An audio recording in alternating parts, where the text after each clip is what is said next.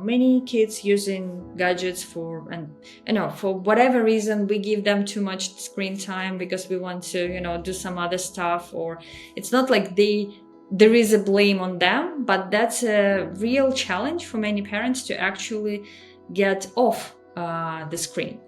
So how would you advise someone to approach this situation in a new way? Again? My advice is always the same. Write the unsolved problem. Difficult, and I'm going to be specific here, difficulty getting off the Xbox to come in for dinner. Good, that's now written. We can definitely solve it proactively. So just to cover some other points that we've already covered, I don't want to wait until the kid's having difficulty getting off the Xbox to have that discussion. Luckily, that kid, or unluckily, that kid's been having difficulty getting off the Xbox to come in for dinner for the last 2 years. So we've had 2 years to solve that problem. Apparently, it's still unsolved because it's an expectation the kid is having difficulty meeting. But it's also predictable because it's been 2 years, right? Proactively, I've noticed you've been having difficulty getting off the Xbox to come in for dinner. This is the empathy step. What's up? Let's think about some things I stereotypically hear. I don't know what I'm going to hear because I don't like predicting what I'm going to hear. It's unique to this kid, but I might hear things like, sometimes I'm in the middle of a game and I don't want to lose my level. I don't have enough time on the Xbox.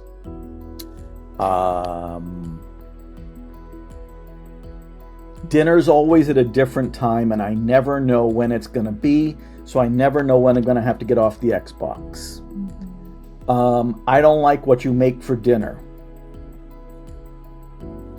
Whatever it is, now we know, right? We may have thought we knew.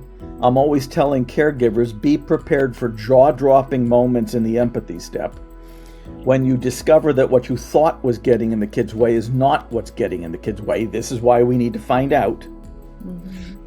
The define it all concern step. The thing is, dinner is really the only time we have together as a family. You're an important member of our family. It's when we talk together. It's the only time we really see each other. It's really important to me that you be part of our dinner and that we start dinner on time. Also, if we don't start dinner on time because we're waiting for you, the food gets cold. Great concerns, right? Concerns that you might think would be addressed by taking away the Xbox for 2 weeks. But you've been taking away the Xbox for 2 weeks for 2 years. Hadn't solved it. So the proof is in the pudding. The invitation. And I'm just going to pick a few of the concerns from each. I wonder if there's something we can do about, I'm just randomly picking, you not liking what I made for dinner. And also make sure that we're having dinner together as a family and dinner isn't getting cold because we're waiting for you. Once again, well, if I don't like what you made for dinner, can I just like have a Pop-Tart or make some macaroni and cheese? Most parents would be fine with that. Some parents might say, well, dinner is kind of when I try to get one vegetable into you a day. Let's talk about that a little bit more, right? The discussion would continue. I don't want to make it sound like the solution's always going to come to us easily. Not always going to come to us easily, right? So I don't want to pretend. I don't want to oversell that solutions come just like that. They don't always come just like that. But the process is the same. We got to find out what's getting in the kid's way. We got to find out what's getting in the way for the caregivers, why they think it's important that this expectation be met. And we're trying to come up with a solution that works for both of us. And we're doing it proactively instead of in the heat of the moment. And we're not focused on the kid's concerning behavior.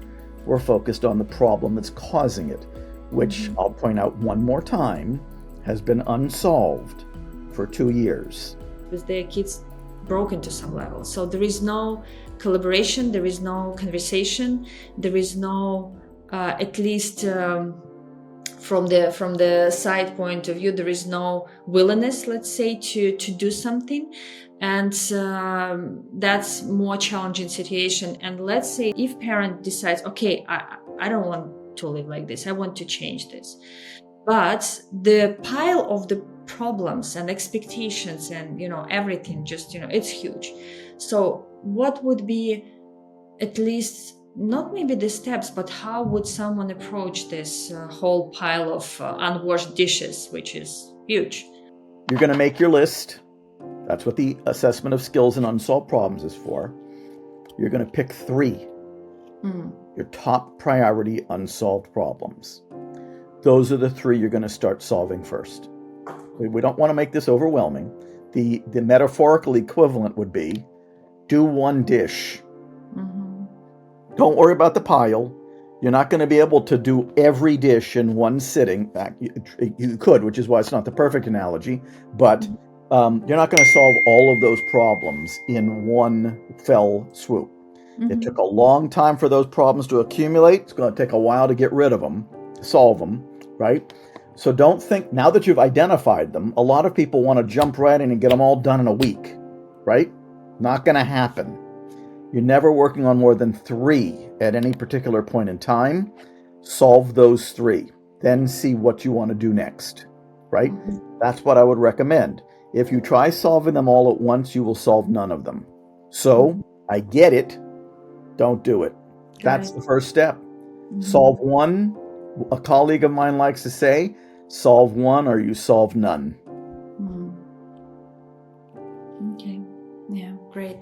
And is it some way different with the teenagers? Because many parents again say like, okay, I don't recognize my child when, after the certain age, they become different. They stop talking, they say close the door, I don't want to, just put my foot over there, etc., etc. So all kind of, and I believe this is also the pile of the dishes which was probably, gathering there for a while, but still, really a lot of going on for the teenager anyway.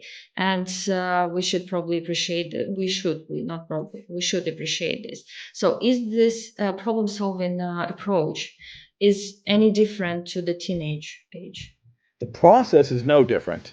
Mm-hmm. It's the same 3 steps, right? So the process is exactly the same. What hurdles you might have to go through for the kid to participate in a conversation could be interesting for a few reasons. Some related to the age of the kid.